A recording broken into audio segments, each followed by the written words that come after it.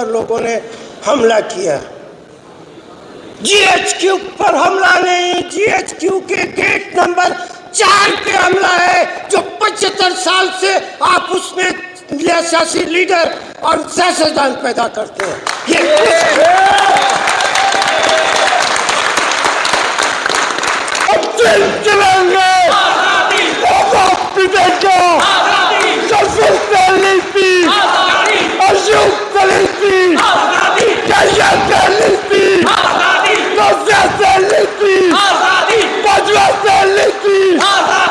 तुम पिटोगे।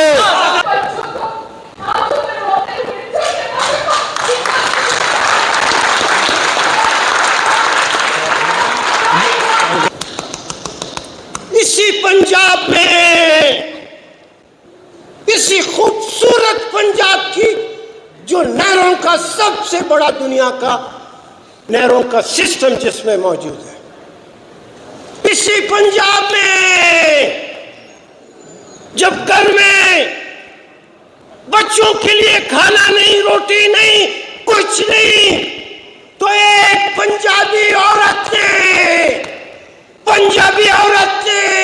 अपने दोनों बाजुओं में अपने बच्चों को लेके पंजाब की गहरी नहर के अंदर छलांग लगाई। उसके बाद तीनों की लाशें नजर नहीं आई। कौन जिम्मेवार है? आखिर कोई तो इसका जिम्मेवार है। वो औरत जिसके 2 खूबसूरत बच्चे थे, जिसको आइन, जो इस मुल्क का कानून, इस मुल्क की पार्लियामेंट के करारदादे, इस मुल्क में बनाई हुई सियासी जमातों के तकारीर, उस औरत को इज्जत से जिंदगी गुजारने और इज्जत से उनके बच्चों के लिए रोटी पैदा करने का हक देता था। जब उसको वो हक नहीं मिला तो उसने अपने बच्चों के साथ नहर में छलांग लगाई। वो जुर्म आपको नजर नहीं आता। फिर दूसरा वाकया, ये पंजाब में जब 3-4 दिन से घर में कोई रोटी, कोई दाना पानी नहीं था और छोटे छोटे बच्चे थे जो भूख में अपनी माँ बाप की तरफ रोटी मांगते थे। जब माँ और बाप को और कुछ नजर नहीं आया, जब आकर ने कोई और रास्ता नहीं दिखाया, तो मियाँ बीवी ने फैसला किया और बाजार से जाकर जहर की पुड़ियां लाए। 3 खूबसूरत बच्चों को बड़ा दिल गुर्दा मांगता है। बाप और मां ने उन खूबसूरत बच्चों को जहर खिला के पहले उनको मारा, उसके बाद बीवी ने भी जहर खा के मौत को कबूल किया और शोहर ने भी। ये इस सूबे में, इस मुल्क में हुआ है। शेम। कौन पूछेगा?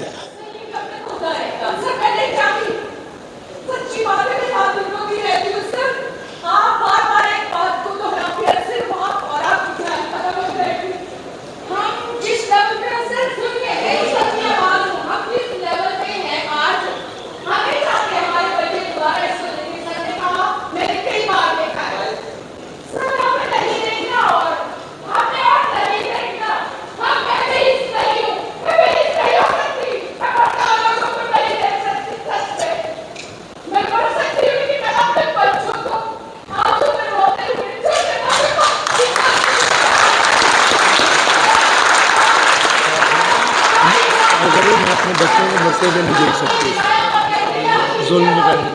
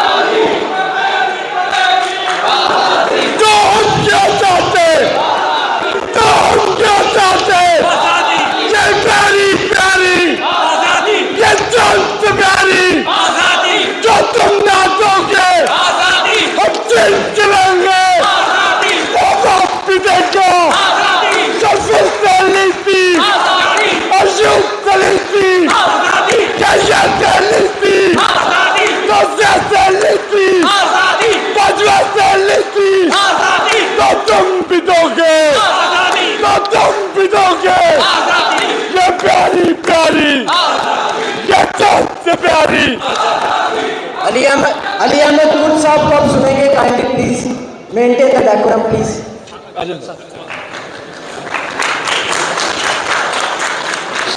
यकीनन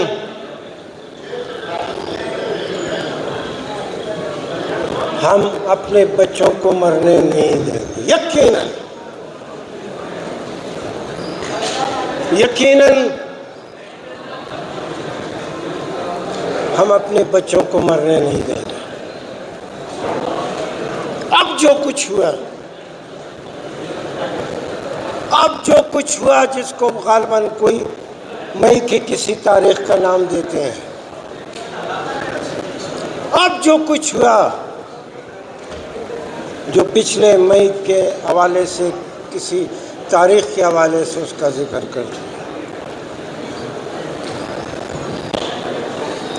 उसमें और पिछले साल वकला और हॉस्पिटल के डॉक्टरों के दरमियान जो वाक़या हुआ, एक बड़ी मुमासलत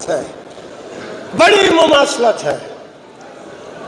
मुझे बताया गया कि वो हॉस्पिटल और वकला के प्रीमिसेस में गालिबन 4 या 5 किलोमीटर का फासला है। यहाँ से सैकड़ों वकील गए। वो एक अलग बात है कैसे उस वकीलों में एक जोश व खरोश और प्रोवोक किया गया। लाहौर जैसे बड़े शहर में ये 4 और 5 किलोमीटर का फासला जब वकीलों ने क्रॉस करके हॉस्पिटल के ऊपर गए,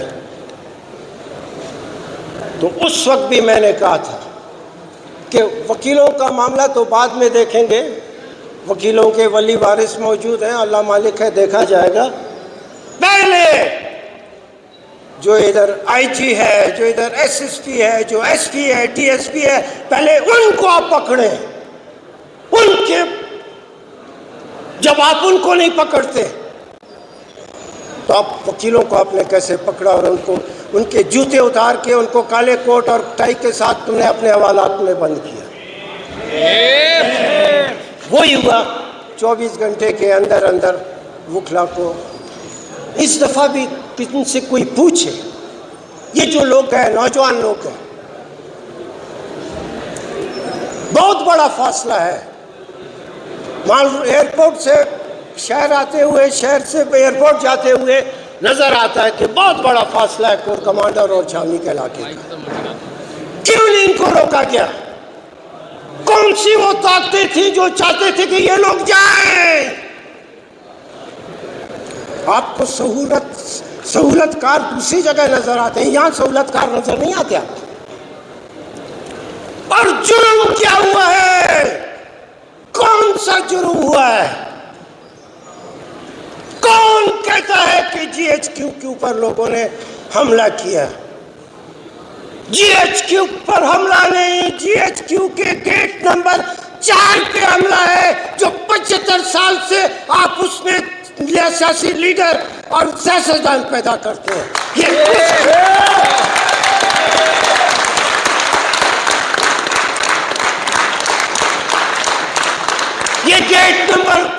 ये गेट नंबर 4 के ऊपर हमला था।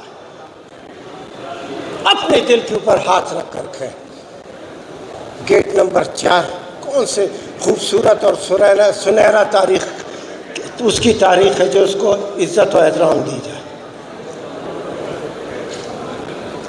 ये लोग, ये बहुत बड़ा मुल्क है, बहुत बड़ा मुल्क है और अब जिंदा लोगों का मुल्क है। वो वक्त गुजर गया जब पंजाब, सिंध, केपीके, बलूचिस्तान, इनको आप लोगों ने तकसीम किया था और बलोच की आवाज़ कोई पंजाब में सुनने के लिए तैयार नहीं था। पठानों की आवाज़ सिंध में कोई नहीं मानता था।